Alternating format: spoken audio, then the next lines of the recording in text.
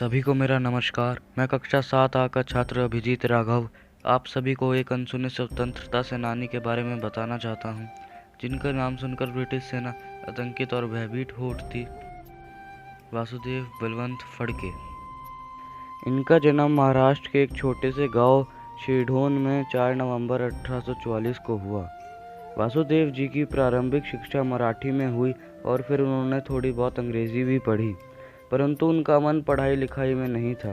वे प्राकृतिक वातावरण में रहना ज़्यादा पसंद करते थे, इसलिए वह वहाँ के आदिवासी लोगों के साथ रहकर खूब व्यायाम करने लगे और अपने शरीर को मजबूत बनाने लगे।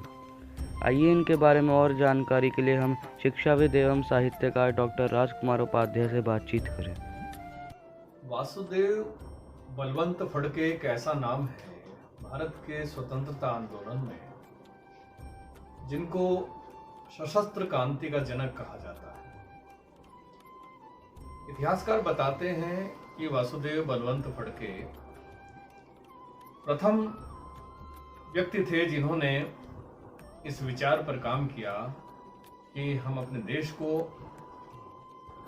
सशस्त्र लड़ाई करके हथियारों के बल पर अंग्रेजों से आजाद करा सकते हैं, और उन्होंने इस काम को किया।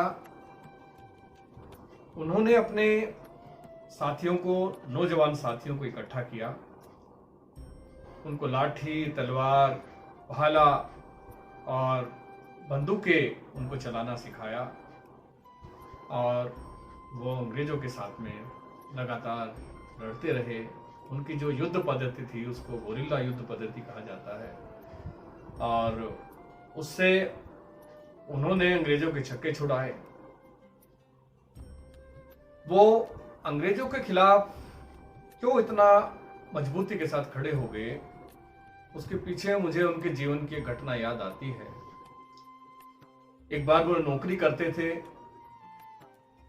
मुंबई में, तो वहां पर उन्हें जानकारी मिली कि उनकी माताजी की तबीयत बहुत खराब है। तो उन्होंने प्रार्थना पत्र दिया। उनका अधिकारी जो था वो एक अंग्रेज था, परंतु उसने मना कर दिया उनको घर जाने के लिए, परंतु वो रुके नहीं और वो बिना छुट्टी लिए ही वहां से चले गए।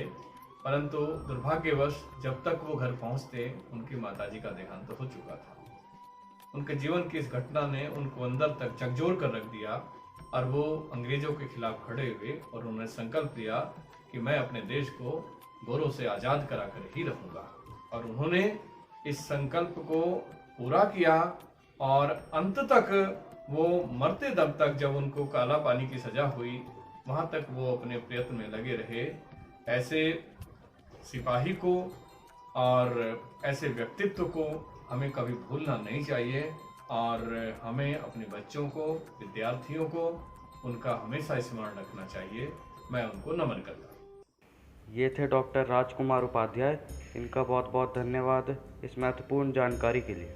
20 जुलाई सन 1879 की रात फड़के एक बौद्ध मठ में विश्राम कर रहे थे। किसी प्रकार एक अंग्रेजी अफसर डैनियल को इसका पता चल गया और उसने फड़के को जाकर गिरफ्तार कर लिया। देशद्रोह का मुकदमा चला, मृत्युदंड की संभावना थी, पर एक विख्यात वकील महादेव आप्टे ने उनकी पैरवी कर मृत्युदंड को काले पानी में बदलवा दिया। वहाँ भी उन्होंने जेल से भागने का प्रयास किया, परंतु असफल रहे।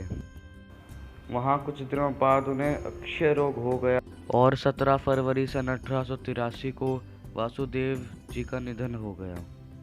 इनका बलिदान हम कभी नहीं भूल पाएंगे।